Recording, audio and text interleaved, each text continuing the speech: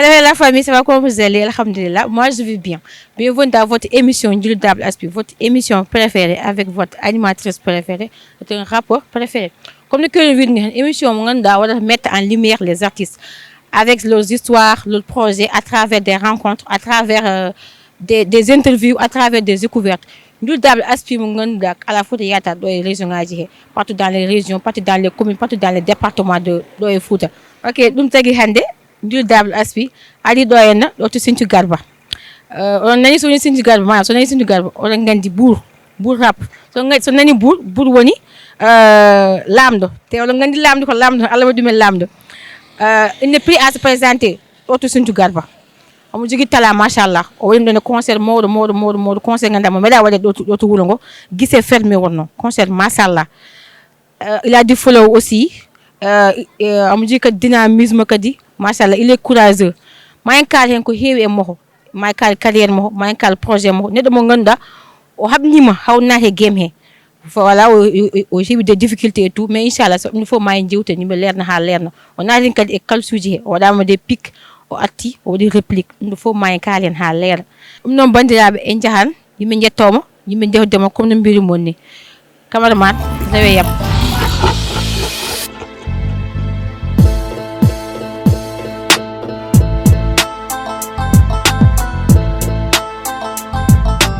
Okay, banda bi soyum da mono joli ko nyanti de banda bi ngandum kam tout bulo yeah salam nako ça va seli anka nyanti de konon machallah e banda bi comme mbiri monni en jetti mom comme d'habitude ndokamo bit o do freestyle après o salmini bandirabe gang guru game nazi flow gang guru game nazi flow gang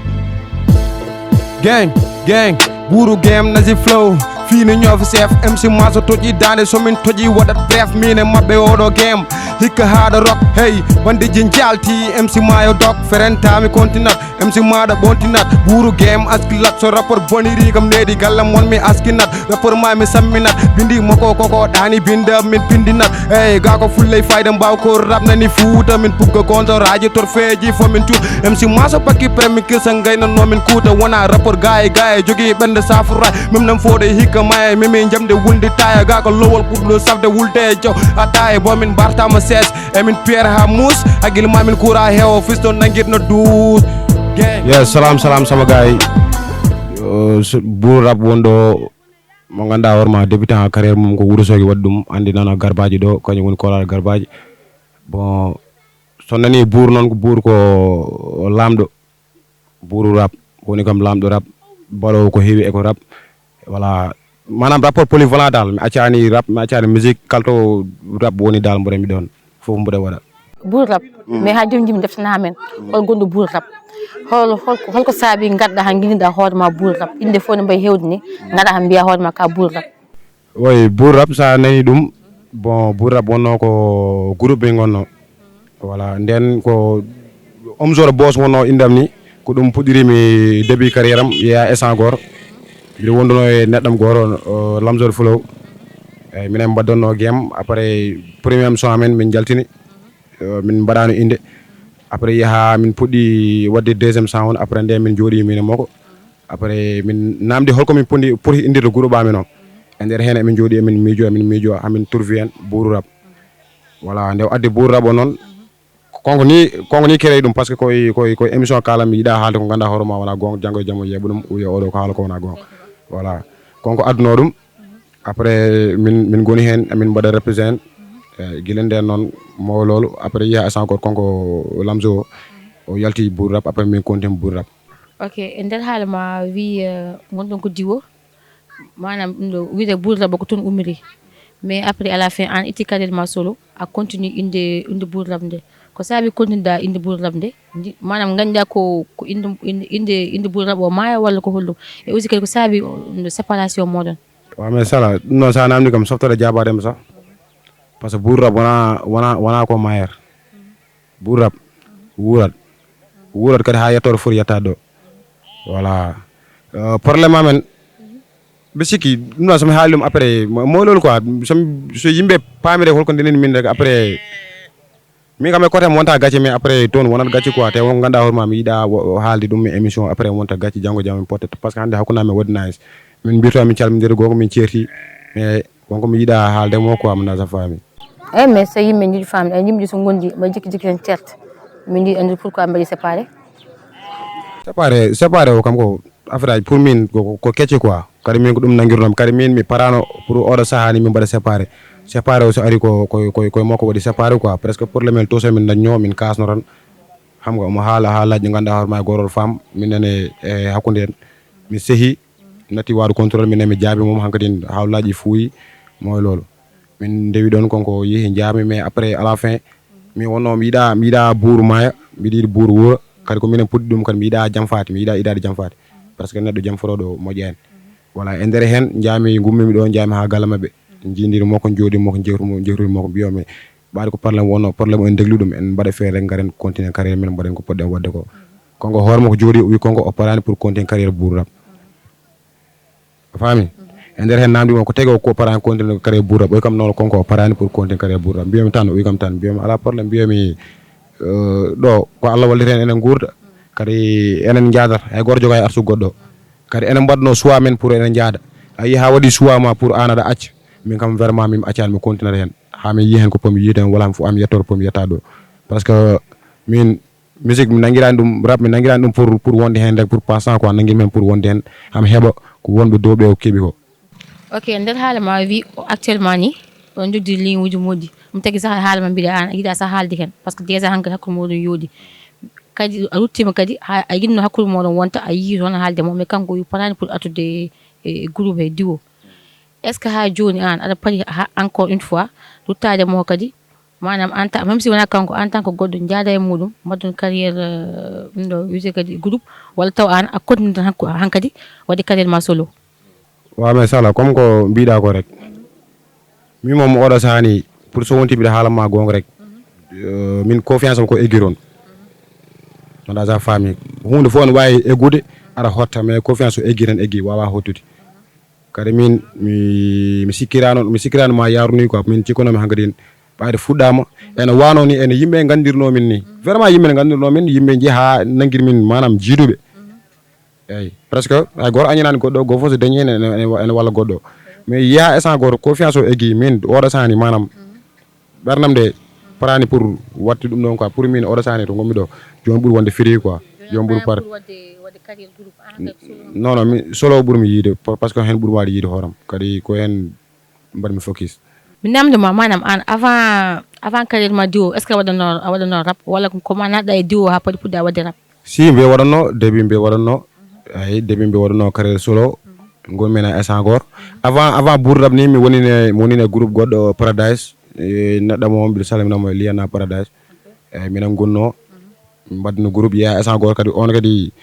nanɗon tan probléme aji ganduɗa hoorema min sikki min nanguirta ɗum e wona probléme ko ɗin probléme aji tan addi séparation o quoi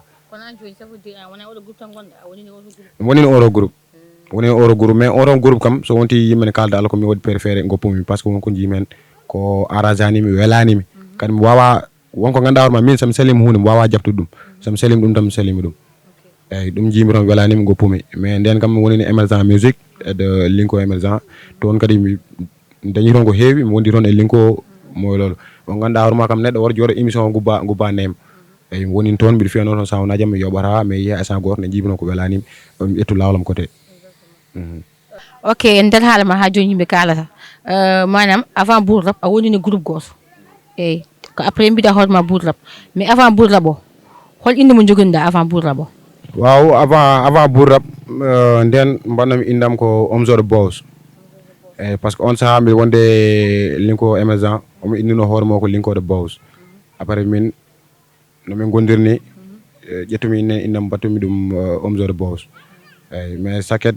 ya essence goto gandum ko bour rap o ɓuuri morsude kadi bour rap o ɓuuri wawi yiide hooram ƴettum bour rap o pawmi ɗum kadi bour rap o ko inde wonde simple welde voilà sans inde demne sans inde de abadan ɗo kay hami ma sorana koye bour rap ma deme kay mbiman ok a haalɗo carrière ma a wonino groupe ha min oɗon groupe kadi a faye groupe goɗɗo ha finalement omin on groupe kadi a ari carrière solo en tant que bour rap guinden ha joni holko mbadda e game he oui sala ɗum ɗon e sa namni wonat fierté pour mi jaabuma quoi voilà presque guilden ko gaccimo e carrière solo ko mi waɗani projet kam e nder hen mais kam waɗi son uji par goto goto e waɗi tan rapport on gonno kon ɗo ganduɗa hoore ma moylol en jeyano bour prek ngari min jippirimi e dow mabɓe par sound mais oɗo sahani pour l'instant kam mi jogui projet mo arani taw mi jogui projet mo ganduɗa hoore ma ko sound aji baɗɗi ɗiɗi goni hen eyyi presque sa yi guila nden mi heppanani pour wadde projet mi heppanani pour wona affaire presque jogumi ko ƴettude temps mi jooɓa ko ganduɗa hoore ma sen yalti yimɓe fof mbawa wadde ɗum consommé aɗa finde journée tan jaaha studio jaltina son weeɓi ɗum artiste fof so welama wawi wadde ɗum mais yaltini ko yimɓe nanata woni ko weeɓani ɗum tagui min wawa heñirade carrière o quoi kadi carrière wona course finde tan a waɗa parta aɗa doga ɗum sa renata sa muɗɓima a solat voilà ɗum tagui noon guilɗe mbiɗa yaari hen siyasa mais kam pour l'instant mbaɗami projet kadi e nder hen mi waɗi concert mi waɗi ɗo concert machallah heewi yimɓe eyyi ɗum kam wona hen yimɓe ni so jeeɓi ɗum kamɓe mbawi haalantandema affaire o yo ok moƴƴi e nder haala ma a haali no puɗɗa ɗum ɗo carrière ma solo nde woodi coppon ganduɗa mama ɗo ene jaay prek ɗum tagi garɗa jaltinɗa 3 son ma classe est ce que wawi min attande e ɗiɗon son uji oui ɗiɗon son uji kam rapport on kon ɗo kam woni kon gannanimi ni te mawlolo min moom comme parɗo soɓe jetli hande mbiɗa paari voilà waɗi goto mabɓe ɗo nanɗon Moussa Guireji mi yiɗi rawra e inde mum ni Moussa Guireji mbiyam momi jeya Wourossogui so heeɗimo andu ko Moussa Guireji voilà no yaltino mi haalta inde mo par ce que wona rapport en heewi haala ko rapport TikTok foti ko yaade liggoyo ɓuuri koye heɓata ɗo ene rewe TikTok tag wej hay ɗum ala sens nafara yo min innide Moussa Guireji mi rawra inde makko par ce que inde o mirtani ɗum quoi o mirtani pour mi rewa ɗon non mi haalantama inde won so yiiɓe mo andu kon kaldami e gayne e mendim kalzaw yimɓe fof ne gandi kalzaw ko ngaka Fouta yimɓe fof ne gandi jiiɗo histoire jiiɗo ɗum ɗo kalsuji moɗon et tout en plus mi nani sah o waddi ɗo en lancé back to back en dogda joni a waɗi confirmé a suusama en fait holko saabi probléme hol probléme moɗon addi on ɗiɗo sala o haala mum min mi rawra inde min toujours mbiyama ko Moussa Guirejo wiyete kadi min wona kulow wona MC kulow eyo min kalto neɗɗo noddi kam mi jaaboto ɗum ɗon so wonti ko rap tan ko ɗum tagui mbiyami bour sa nani bour rap wonde ko lamɗo mo hulata voilà non min mi dogani back to back konko woni ko parani non konko woni ko parani mais so paari hay sino ko hande hande min kam ɓoyde haalandemo kono sa namdi mo haala ɗum sa andemami mo wonko tagui yi ha esankoto vocal uji makko watti ko sagade mi par ce que somi noddima e game o tawaraka men presque ñanden ɗo yaltini son makko avant mako yaltini son o waɗi wej e TikTok e ɗum ɗo haali kako wela o wi kam min so tawi o yaltini sound mi suusa tawtoɗome sound e mbiyoma haalani gonga sa yaltini sound 20 heures mi watta sound est ce que a watti namdomo ayo o yaltin sound journée o yaltin sound de weeri mum 20 heures jeyami yaltinomi sound o arani o wino ham e nder haala makko e bakkali makko o wino ham so tawi mi yaltini sound hande konko janggo yaltat min pelli jaltumi presque mbiɗa andi hayko o haalano début ko wiya o noddi kam back to back par ce que mbiɗa andi ko noon jogorno waade somi ari o attata non konko omo andimi très bien wona asino o andano kam sa wawa wiye lol mais konko mo andimi mbiɗa andimo très bien voilà ko ɓinguelam hen ko caggalam o rewata a famande mbimami oɗo min somi jogori huldema mi rewɗoma accirab min somi jogori woni ko wona rapport min nde saket somako mo yaltinɗo nde ari jaaɓi mo koye rap mais ɗo arde o addana yimɓe ko kolli addana yimɓe yoromi haali min mbiyom ɗum ɗo woni ko ala niveau job ko waɗi niveau gara min mbo wonde gueɗel min won rapport mo ganduɗa hoorema neɗɗo wawa haalde kene sukkeyem voilà non min ñolata wona rapport ñolata konko ñoola ha wotti sagade o wotti wadde affaire aji go ganduɗa hoorema e goto femme yo classe o comme no ardi mbeɗanama mbiyam ko min ko BBM konko waɗanam vocal uji o wiyam boy ar mbaɗen ni mbiyo min eɗen mbawi wonde sehilaɓe nder koye men mais nder rap en mbawa wonde hen sehilaɓe rap so tawi ɗum ko MC Baru wonde fof wona concurrent MC Baru wonde fof so tawi a waɗi sound a tegmi to poɗɗa tegdam ɗo a memi kam so muusi kam garowo mais wona jaaha studio mbaɗa toon kecce ma gara mbiyami noon mi classe ɓurɗo men foti jabade holon ko wi ko non en manque muséum ni mais jimi ko andindemo manam haalamo ka on ka nafara mi ara mi jippanamo rap o yaltinami rap voilà sound uji mbiɗa wawi artu hen eyyi sound goro ko ni tan way haysa dogi bone fils ko toon tan fayi jarani namdade burgam he ko ni tan way ko ni tan way ko ni tan way ko ni tan way bamgel fuura walla Moussa Gireje nadde burgam hikka mbimi heɓoɗo caɗele rama mino ne wara mi jaleɗe ɓoccone reeda liggay fisto gonɗa tan ko daɗeɗe min sami rappiɓe dappatta de sami yaltiɓe jaltatta ɓuuru ko ancien combattant de kono mi helatɗo kottumma ngala rap mi jangguinma mi samminma mi umminma gauche droite mi hollumma mi andinma combat ma ittu haalama e ɓuuru kinal wawma rap te ɓuurma pinal yaltat pour mi fettat final dépasse lesde mboɗemi dow jaɓata gulade dawaɗi wow conseil mo garmi mbaɗen ko sow an kollatami ko hewde haala batirma ko low rab garba haade janjoli buuge rab garba haade janjoli buugem taccinde wuro soogi min komi laana mi huɓɓi mi joofi winam rapport ma yo faafi hewde haala rek wonde jaay prek niveau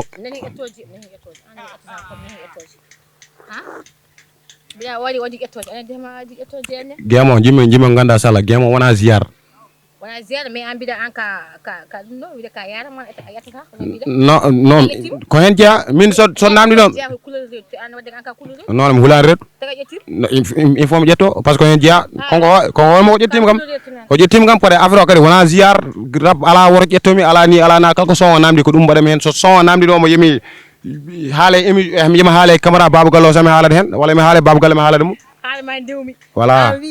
mbiyanama mbiyan ko min so jari émission so namdima yomi classe en sala namdima classe en sala mi waɗan hen sala ala o woni min woni jamal mo dogata mo anda rek ala probléme nde ko an mujjuro samde tan min kal biɗen huccire mane haalami kecce wonɗa ka anda rek buur lamdo classe lamdo mana min kom lamdo ba lamdo wata classe lamdo hono munde mina mi sa kalisem kalisma mi hulay mi hulay sa kalisem kalisma asu kalismi den min ko min lamdo ko mi lambe ok nder haala manam on kaldi vokuluji wodi ko haala mamme manam yahani hen jimi andu ɗum ko hollum hoko wima ha calida presa fami kono mbiyami rek o ɓinguelam a faami min mbaɗami rabde waɗani rab mbaɗanama mbiyam ko eyyi par ce que sala mbaɗanani ko mbiyam ko neɗɗo caliɗi ko cali rek sa welama mbaɗami holluma asman o nini sa welama andare asman o mbiya ɗum wona asman ala ko mbawmi hen voilà caliɗi ko caliɗi rek voilà caliɗi ko caliɗi rek mais minen somin teldi konko mo andi mbiɗa andi peut être nami rabde o natani rab min ɓooyi fiide sawnaji ɓe waɗamo begel konko heddata noon ko so neɗɗo anda hoore mum rek so gulaɗi ne wawi murtindemo quoi cika hankkadin ko an wawi te nadde concert wullanede ɗum firtani ko an wawi voilà talent koye neɗɗo o hoɗata koye neɗɗo o wonata voilà mais buur gayen kese mo saɗim jaɓa ɗumen de walla bokk mais ha joni artaten min ɓuurma tidde hoore kese o mbimami nder haala ma nane a wi on mbaddino voculuji on bedditiri voculuji wona e nder voculuji woodi ko haala ma an a yadani hen jimi andu ɗum ko hollum holko haala ma ha ka a yadani hen min jimi andinamo min gona masuji quoi manda sa faami voilà min mbi anno ɗum tagi min mi jarani pour mi perte temps wiɗum mbiɗa hucciranmo konko heewi ko haala mi wawi joɗade o wima mbaɗen ni mais o tellata ko par ce que min be wonde gueɗe gorel min sala somi felliri e haalde hunde mi watta mi haaldata e ma ɗum mais kala ko pelimi wiide mi waɗat mais emin gandiri par ce que mbiɗa andi somi tellimo wona tellotoɗo o wino tan pour min gulna affaire o min ƴeemo ha wuula jaw par ce que moy lolu ko mbiyami ko rek ko ɓinguelam ko caggalam woni ko minen gondi moy lolu mais hankkadin so wonto keɓata rek hankkadin aɗa wawi sikkude gulaɗi mbawi nawordam cika yimɓe fof ko an jeeyi taw gulaɗi naworma ok bud mais am namduma manam ko kanko tan jogɗa probléme woni ngaka Fouta walla woodi woɓɓe mo jogɗa probléme e woodi sax ngannduɗaa mo junda probléme wawi wa KSP on kebtiɗo ene sahaa goto an mabɓe affaire classe mais après à la fin on jeehi ha on kebdi sax e nder hen nani o mbaddi fitiri goto te ko rappouji ko ɗon tan mbawi nde jahambuɗon classe après kadi gatton kadi kawton kadi gattone kadi ɗum ɗo e fitiri est ce que wawi waddemi expliqué taw kanko tan joɗɗa probléme walla woodi goɓɓe ganduɗa aɗa jogdimo probléme min de mbiyami MC ji ɗi kala tan kuccanɗo buuru gem ɗum woni ko kalamami kala tan kuccanɗo buuru gem ganduɗa buuru gem en paari ar mayen ɓurrimi ar ñamen sa ummima tan pour mayen en mayat won rapport nanɗo e wuure he ɗo e signe garba en ndewe buuroɓe ne classe mais jimi andeɓe min gona niveau mimi haalniɓe hay son e nder son e mi haalniɓe niveau min forani aɗa mettina min hay puuso mo mboɗa kottina ɓuuri guen ɓuuri hewde joom sina e bro hammadi rapport mayo fanam fi niveau men forani a kotti min kam rapport baɗo rap guila jamane pakotti te kam rapport garbaji naajo fakko min mbi kono an heɗo oppat he wuuro mon ngo woodi mbaɗaɗo classe ay gotam accani mbiyami kala ɗippuɗo yiyat buur tan soppon lamɗo yeɓata wuuro ne duppe kañumen jooɗi ko hol yonte ɗo e wuuro mon he mboɗon artisan tan nanɗo ɓikkon pallaji artisan ɓikkon pallaji fof tan ko mboɗon mboɗon ay artisan ɓikkon pallaji par ce que min mbi ani mi gona gorum ten hay wutama oɗo ɓuuri seerde bour an ɓeɗa waɗi minimiser wutama oɗo tan ɓuuri non wutama oɗo tan ɓuuri seerde min non neɗɗo saɗa fonda pondira ko foti mais ko forani a wawa fondu ɗum ko hoore foccere wona gorum mbiyanami mbiyami ko min kay mbiyami kala ɓe ñaami taw kom kedduɗo tan a yeyi ɓeɗo de ko ɗum woni ko woodi ko ɗum kasi kala mo namdiɗa ɗumen wawi haalandema ɓe cuusa ɓe hayso tawi mbiɗa ɗani ɓe cuusa memdemi te haysoɓe mema ko planage wonata te min wallahi allah min haali ɗum kala mon parɗo so jippini rab jour mo jippino so fayi jour goɗɗo mi jaabami ɗon ndewomi acci rab eyyi par ce que mi hooli horam min mbiɗa andi ko bawalam mbiɗa andi ko wona yiyam min eyyi par ce que min kala pinmi ko rab kasittomi kañum gottoromi kañum kirtoromi koye hen tan gonmi bour ok mi andi kam mi wiita kam a wiita kam tinani woni bifuji kewɗo ɗi hakkude Nelka Ourossogui Dancali Ogo en ha Orkadiére en manam bifuji kewɗi ɗo dal genre mi andi kam mankata a nani te kadi a heeɗima kadi bifuji kewɗi ɗo ɗi kadi nder haala ma haali an mbiɗa kala bipuɗoma a jaaboto est ce que an a waɗi sentir hoorema kamɓe ɓe ɗumnima manam tan ɓe bippima est ce que a waɗi sentir ɓe bippima e aussi kadi holko woni yiyande ma e bifuji kewɗi noɗɗo ɗi waaw mais ɗum noon kom il faut mi jaaboma hen presque début ne woni hen boy goto nan ɗon signe bam e wiye zo bandi kañum en ƴoɓorno mais ne télé mum sound goto artani min to jiiramɗo o wiyami komi fano ñomo tan kala mo toƴƴenmi a dogi artiri kay alanama hen voilà e nder hen noon yiya hakkude hen min noon jafe heeɓini komi hen seeɗa quoi mo dal sa faami eyyi mi famguini e nder hen dartimi affaire aji kewɗi mais oɗo san pour l'instant ɗo gonmi ɗo ni mi jogui son goto mo ganduɗa hoorema so jippimi mabɓe kam fof ɓe jeeɗen koye mabɓe nano mofti voilà wonko mbammi ɗo préparé ko Wouly Diaw kamɓe fof eɓen hen hay goto mami accani kamɓe fof eɓen hen te mi parani kadi mi accira on kala mabɓe jippiɗo min jippior min on côté mbiɗa pari ɗum ko woni ko kalamami ko rek mbiɗa parani on côté voilà safrila mais bour an mbiɗa wonko defata ko a defata mbiɗa so yalti manam ma waɗɗo bombardé jimmi ko defata ko holɗum par ce que mbiɗa memi kaare so suusɗo joni en direct kalnam kaare ko holɓen woni ko mbiyami ko rek min ko defomi ko kala mabɓe nokkuɗen longueɗa siptor a andata ke a ñaami ko haaɗi voilà kadi woni hen sa yimin mi yiɗira rewde ɗum ɗo indeji mabɓe presque nane mi waɗi ɗum e coublé woni coublé mo jiiɗa min faynano min pour min indeji mabɓe méritani mbiɗa waɗa ɗum e émission quoi eyo indeji mabɓe koye vocal kon mi waɗa ɗum walla ala min jimmo kalnami seeɗa kay holyon wuure holyon wuro élevage nani hen boy gueto nani hen Ogo voilà DG nani hen DG Dancali voilà rapport goɗɗo nan maram wiye King Fall kañum nani hen King Fall kañum ko maram naɓe voilà e wonde Bamguel Fouta nani hen Bamguel Fouta nan ɗon tan holton Wourossogui Bamguel Wourossogui ay safi on nani voilà o toñi wonde bippi wan ɗum noon bisimillahi moɗon e rapport on wuuramen kon walla kon kan FRZ nani hen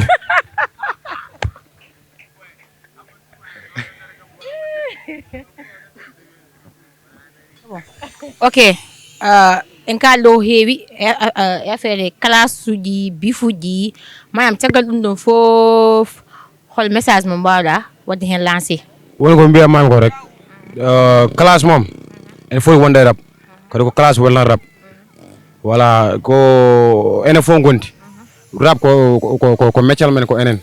dañjen probléme e rabuji men mais woto dañjen probléme e nder men voilà presque aduna hay goto anda to weerata ɗo jon so goni ɗo enen fof goto men fof bonini goɗɗo walla goto fof joginima goɗɗo en janggo en ganda to kawreten janggo anda taw sa wone lawol mayde ko min wallata ma anda janggo anda aduna to weerata dal ɗum tagi game ko game dañjen probléme rabuji men yo dañu probléme mais enen nder koye men woto dañjen probléme par ce que ko cadre game dal kala ko mbawɗen haalde yo haade cadre game voilà kadi ko mbiyami nani ko rek a haalino haala ƴettore a wino pour cas mbiɗa ƴetto gongni komi ƴettoroɗo mais ƴettoro kene yooɗo manda sa faami neɗɗo wawi ƴettade tawa ƴettaki a noddani inde yummum MC o walla inde bamum walla affaire yo noon par ce que ɗum woni ko yooɗani mais so welama min mbiya ƴettade mi huccine ma min hooram sa heeɗima nane ƴettorde nde ƴettaki yummo mi ƴetta e bam o konko ƴettimi voilà neɗɗo wawi ƴettadema mais wawa pour rewe inde yumma iwe rewe inde bamma ɗum ala donku ɗum ala donku ɗum sa huccire neɗɗo a ƴettimo yummum ƴettiɗa ko yumma par ce que go fof jogi hunuk mum sa ƴettimi nane tan mbiɗa wawi ƴettade yumma yimi pora donc nak mooy loolu enen mbaɗen rap e koye men respecten jinnaɓe ɓe enen gonen e koye men enen ko heddi ko fof ala ɗum ɗo quoi ala gartam voilà ko ɗum woni joguimi komiɗo werlo hen nane nder haala ma haalde o wiya fawguidon ha muusi joni an mi damdema an hol difficulté mo keɓɗa ginnaɗa e game ha joni hol difficulté mo keɓɗa exactement mi heeɓi hen kam difficulté ji kewɗi eyyi vraiment e hakkude hen mi yeehi ha pamgunomi hen dartimi game par ce que mo ganduɗa hoorema yadara neɗɗo a wawa famgude kadi mbiya aɗa tala game hay pour garten hen seeɗa e ko nani ko woni ko bamguel Fouta wiyeno ɗo noddi kam mi huuli jabaɗo mon affaire yo noon kadi ɗum noon ene ɓeyno tagdi ɗum quoi presque on instant mbiɗa manque no sellude omo jooɗo omo wiye ni nde ummimi to Fariga mais kam oɗo sani alhamdoulilah mais kam début yo affaire o musine mi yaha noon nden concert mi ronka montude voilà façon haala fof mi haalna men ene waɗi yimɓe so ganduɗa hoorema min joldono mumen nden mi fiyat son mi ara ɓe mbiyami an kam ɗum piira ko piira ko ni ko piira ko na manam façon ɗum ɗo fof ɓe kaali hen emin bonnita début noon par ce que neɗɗo yo haal gonga début affaire o musonno ham mais yaa ha nder hen gandumi min ɗum ɗo ko yiddam koɓe kala ko wawa découragé mi ham appu ɗum par ce que kamɓe ɓe ganduɗa ko min holto vise mi yitiram nde donc haallaɓe ɓe wawa découragé mi voilà mais début kam affaire o musino mi ronkana mi yiɗanno nanno sa wonta probléme mom mais oɗo san kam alhamdoulillahi mbiɗa yetti hen Allah mi yeehi ha ganduɗa hoorema somi yiiɗi wadde concert mi waɗat somi yiiɗi wadde hunde mi waɗat somi yiiɗi commande comcom Dakar pour garɗo mi ɓorno mi waɗat voilà alhamdulillah quoi oɗo sahani tolim ɗo ok en parlant de concert par ce que mi nani sah concert ma oɗon mo banduɗa o saket o manam invité uji maɗi foof mbaɗi freestyle ha paadi mais an le temps no mbiɗa aɗa monta pour joom tan ko nden affaire nde waɗi kala woni courant o coupi awa waɗimi expliqué affaire nde holno yarno hono ma joué mentalement non affaire o ko yettere Allah ɗum kam ko yettere Allah no feewi presque mbiɗa wawno wadde hay goto wasanorade mi ɗum tagui ko mbiyami nani ko wonɓe ɗo ɗum woni probléme mabɓe quoi ɓe kiro on côté presque min waɗi ko hay goto mabɓe waɗani min ari ɗo mi watti ɗo base am mi waɗi ɗo concert mi waɗi hay goto mabɓe waɗani yimɓe gummima partout gari ha ɗo concert wi del yimɓe te alama foof kamɓe sa artiste ji sa yindire mabɓe sa namdi mabɓe ko alama foof meeɗa wadde ko mbammi ɗo ko eyyi mais ko yettere Allah presque mbiɗa yetta Allah mbiɗa yetta hen Wourossogui naaɓe Doncali naaɓe tout ça kala to fanke ɓuuri rab won tan mi yetta par ce que kamɓe foof ɓe tampi hen ɓe gummima guure ɓe gaari eyyi mais Allah ko noon waɗiri ɗum quoi eyyi concert mi heɓani joude mais kam artiste ji mom fo jouyi te kadi ko yetterema Allah ne gueviɗa yimɓe gaari jouyi ɓurno bonde ko jomumen gara mbasa dañde no jouir mais jomumen gaari jii no yaari jouyi min ɓuura mom jouwani mais mi weltinima kadi yimɓe wonnoɓe hen ɓe par ce que guilɗe mi heɓani no jottima hami wawa weltindeɓe hen par ce que ɗum ɗon weeɓani yimɓe ko ari ɗo e neɗɗo ko min hooram mi sikkano ma heewi noon yimɓe manam mbiɗa joguino yakar mami dañ yimɓe mais noon jiirum affaire o ni ɓurti esprit am quoi manda tan faami voilà ko mbiɗa yetti hen Allah no fewi mi jouwani noon mais ko weltare am eyyi presque hay goto jottata galmo wiya ko ɓuurrabde hanki waɗi concert hay goto ara hen eyyi aɗa wawi noon ɓuurrab jouwani waɗi concert jouwani mais ɓuurrab waɗi concert ala yimɓe ɗum wona gonga te kadi ko yettere Allah no fewi par ce que kala ko Allah waɗi rek omo andi ko tagi o waɗi ɗum voilà comme mi jouani ko Allah ron kan wadde jango jam yami jouya concert Paris wala mi jouya dum to hay gor anda voilà non don an e nder haala ma nane haale wi manam debi kadi pudda ɗum ko Wourossogui a heeɓi toon public yimɓe gandima hon kadi a wowi toon kadi gumɗa toon kadi gadɗa para garɗo to Sinthiou Garba ɗo kadi andi sa addo kadi hasu manam hasu yimɓe ganda manam ƴewan hono gandima kadi teddo kadi rappuji kadi juiɓe ɗo kadi ɗo talent manam oɗon ɗo wiide ka tradition hono juré e carrière ma mentalement e kadi e public ma hono juré hen e sala min de pour sa famille burrab ko fando almuto voilà fof neni hen hande manam nana ɗo nana to nana partout min jagganoɓe ɓe ko jagguɓe mi rat yidɗoɓe ɓe ko yiɓɓe mi ha joni eyyi début noon nde garmi Sinthiou Garba nde affaire ɗum ɗo innemi seeɗa quoi eyyi presque musine mais waɗani diré quoi manda sa famille par ce que mi ari ɗo hay goto mi anda ɗo Allah waɗi concert aji en waɗa mbiɗa yaha concert aji mbiɗa jouya Allah waɗi gandumi ɗo kam min à part ça ɓen mi yiyani ɗo tan manam baraw ko mbalmi ko Nazy Flow ɓen mi wawa wasa haalde men quoi il faut mi haalaɓe émission e presque nde garmi ɗo kamɓe guiɗimi jaggodirde eyyi kamɓe mbaɗi kam ɗo dalal ɓe jañi kam wuuro ngo ɓe gandi ko wuuro ngo vraiment koɓe yimɓe ɓe ganduɗa hoore ma eɓe teddinimi kadi eɓe korsinimi eɓe kollimi teddugal voilà nde garmi ɗo début nde tawmi ko kamɓe goni ɗo te ha joni ko minen mabɓe goni ɗo mbaɗa sa faami ko minen mabɓe ndendi ɗo presque ene wayno ko minen foof oɗo sani ko groupe goto eyyi nde garmimi tawmimi ɗo noon Allah waɗi mbiɗa yaha concert aji min gandi e nder hen Allah waɗi hen journée goto min pewji min mbaɗi sound amen sound o joué wuuro he voilà kemmi ɗo public oɗo saha kam min kala to montumi ɗo e concert komi belno ɗum mi hulani on côté kam mi hulani ɗum par ce que yettere Allah dal yettere Allah mbiɗa yaha ni e laabi ni mi fotte neɗɗo ene wiya burrab taw min mi anda ɗum donc no so yiya watti heɓde ɗum rek a yettata Allah ka ganda kadi aɗana lawol kadi e waɗi grand ji nanɗo vraiment en ballami e ko heewi quoi eyyi presque min wona gon kalami quoi wona rapport mawni kiniɗo voilà min kam ganduɗa hoore ma ene nawami yesso rek sa ari pour bollire hen enen mbawi yadude hen ok bandiraɓe l' émission tidde déjà à sa fin juuti mais weeli machallah mais bandiraɓe kono mbiyami à chaque fois oɗon jeddite wadde abonné c'est tellement facile rappela innovation natta ko TikTok sa waɗi tappe tan a yiyan toon hamin to YouTube hamin to TikTok ɗum tan mbawɗon wadde hande ko minen doole c'est tellement facile ganda mbaɗon activé ɗum ɗo cloche de notification mo ganduɗa haysina na hani passé so mbaɗi ɗum ɗo ajouté tan on jiyan notification c'est tellement facile bandiraɓe sehlaɓe onon ni ɓuurmi attema ɓe namdoma an est ce que jogui wonɓe caggal ma a jogui staff a jogui ganda manam a jogui walloɓe dal par ce que enen fof eɗen gandi sa woni game il faut manam tu vois jooɗa non fewani ok ɓe namdoma bour en tant que bour est ce que jogui staff a jogui manam wonɓe caggal ma walla jiyata ko propre moyen ma est ce que aussi bour kañum waɗi contrat e label goto walla woni ko mbiyani ko rek min ɗo mbiɗa jogui quelque boji am nan leegal ɗo mais ɓurmi wawde wondude ko groupe Nazy Flow woni ko mbiyami ko nande par ce que nde garmi nde kam mbaɗi kam ɗo yatal kadi Allah ne waɗi kam fof ɓe dokkimi teddugal eɓe nanguirimi comme si no poti nanguirdemi ni ɗum tagui nde garmi ɗo nde ɓe gari pour min jokkodir min parmi pour jokkodirde mabɓe yaade mabɓe presque somin fewjo ko ɓuuri hewde koye mabɓe pewjami mais mbiɗa jogui grand jam ɓe ganduɗa hoore ma ɓen kadi en conseillé min e ko heewi eyyi presque min cuulel sa woni cuulal a jaɓat tan ka cuulel quoi manda sa faami il faut avant minen e waɗi wonnoɓe ɗo les gens uji amen en gono ɗo garbaji connection ɓen guila e temps mabɓe min mbayrumi yiɗɗo ɗum ɗo ni mbayrumi yiɗɗo rap ko wayno MC Ndiaye en ko wayno grand Vito en Big Boy en ɓen fof en dokka men conscience ji mais kam côté isdio on côté kam mi tampani on côté wawi wiide mi tampani presque grand Vito gonɗo Matamo kañum son jam fof kañum waɗanten produire guila affaire uddiri ha joni koye makko gonmi kadi hakkude amen wona jobti eyyi heddora ko mawlol rek emin gara min mbaɗa hamga rek voilà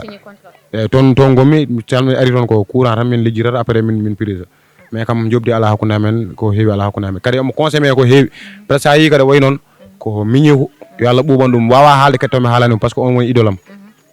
wawa yejjidemo Aldo MC yo Allah yurmomo yafomo eyyi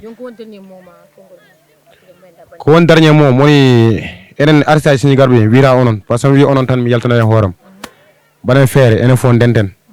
mbasen wiiɗo ne mbaɗa rap leegal rapport sene hooli hoore mum woni ko ɓoomi wiide moon ko rek ngare yimɓe mbaɗa présenté Sinthiou Garba hande Sénégal nan ni en way mawnude ala fo birede artiste kañum woni do kañum wada présenter Sénégal ta goto mom fo so woni lega mun holla ngenge taw ramum wawa yaltudo haydo do e moljet ko boyda hala mon dum gacce affaire legal ngal garo yim présenter wuro ngo ko dum woni yendam kadi ko dum jimi woni yen mon parce que wona hasira e goto mon yo mais affaire de legal kam dum wona game so wondi ko non game ton ngoppon voilà mbaɗen fulla e fayre mon wona nadde hen fo dañi guel fo sikki kañum jeeyi yimɓe walla affaire yo non mbaɗe présenté wuro ngo gaccon affaire legal min ko ɗum joguimi komiɗe haala hen astafirullah ok bandiraɓe émission gasi welin noon mais inchallah saha haalani goto ɓurɓe attema namdema an holno jiɗɗa e holno jiɗɗa darde rappula innovation e nder Fouta ɓe gumi guel Dakar ɓe gari ha e nder Fouta waɗi jillu pour yettade rappuluji hollude rappuluji mo ganduɗa nanɗo henne ngala visibilité walla pour mo nanɗo mo ganduɗa ngala moyen no natire guemo ɓe guetti ɓen e coin uji muɗum ɓe gadda ɓe jaltina ɗumen ha aduna fof anda ɗumen hono jiɗɗa kamɓe hoko woni yiyande ma par rapport à rappula innovation kadi mbaynoɗa kadi bandiraɓe ok sala woni ko mbiyami ko rek rappula innovation mom ko enen fof wonen ɗo kadi kala le naɗa YouTube walla naɗa WhatsApp walla naɗa TikTok jiiɗano page uji mabɓe a abonani ka hasit eyi par ce que enen kam meeɗa yiide wonno ganduɗa hoorema weeɓani pour jiyen ɗum ko tawon jiyen ɗen ɗum rappula innovation addani min ɗum ɗo kala mo wallita hen ɗum walla mo parani pour yaade hen ka hasit kadi a wawa wonde rapport tan jooɗa lega mon to mbiya komi rapport so ɗoya woni aɗa hooli hoorema aɗa wawi haalde aɗa andi wonko woni hoorema aɗa jooɗo baba galle nan ɗo sala nan ɗo mo mbaɗɗa e mabɓe contact fo aɗa wawi hebde ɗum mbawa arde mbaɗa émission mbaɗa hen ko waɗi fayit kadi mbiɗa weltimon hen onon koye mon an salo mbiɗa weltima hen par ce que ɗum ɗo wona hunde wemde gona debbo gacca haajuji ma foof gara gona e cadre hen te pourtant façon fo aɗa wawi nande hen te pourtant aɗa yañi ɓerde ma aɗa woni hen wona hunde wemde hande won galleji natta sa wi itoron debbo pour waɗama émission walla goɗɗum e goɗɗum yumu jabata walla bamara donc nak wona hunde wemde donc kana mbiɗa ñaaguima hen min ñagorma yo Allah hokke juutde balle e moƴƴude bande ha ko jiɗɗa ko yimɓe fof keeɓa ɗum presque mbiɗa andi onon rappula innovation son keeɓi ko jiɗɗon ko minen fof min keeɓat eyyi min mbiɗa andi ɗum son keeɓi tan minen fof min keeɓat par ce que presque so wonno wonko cohluɗon hen walla haalis walla goɗɗum onon mbawno jooɗa Dakar mais onon goni ɗo e Fouta onon tampen on jii guule e Fouta ki ne wayi wulde on jaaha guure oɗon jii arsaji on mbadde mon émission e nangue wulgue Diaw ɗum ɗon wona hunde wemde donc nak vraiment min weltinimon hen kadi darde mon ɗo ene waɗi fayida hande so jii hewɓe en jooɗi en mbawa wadde émission ngaji rek ko sababu mon quoi voilà kadi ene moƴƴi hen kala artiste koliɗo hoore mum ene hooli mbawko mum arɗo waɗ contact numéro mabɓe nane WhatsApp e sa waɗi contacté inchallah kala to mbaɗa wonde mabɓe tawa han ɗum ɓe mbaddema émission Gulɗo Diaw belɗo voilà mbawin wadde free quoi donc nak bandiraɓe mi salmini on Bourrap yaajo hoore hew isil kono mbiyimi mon ni rek komi kangaɗo komi fandu kani kala to garmi mi tojjina ɗon kala garmi mi tojjina ɗon saɗa mbawi noon nden ɗon mo reyna e fof noon sene paari yo ar eyyi min kam mbiɗa paari voilà ok merci Bourrap fandu kani merci beaucoup affaire de welin noon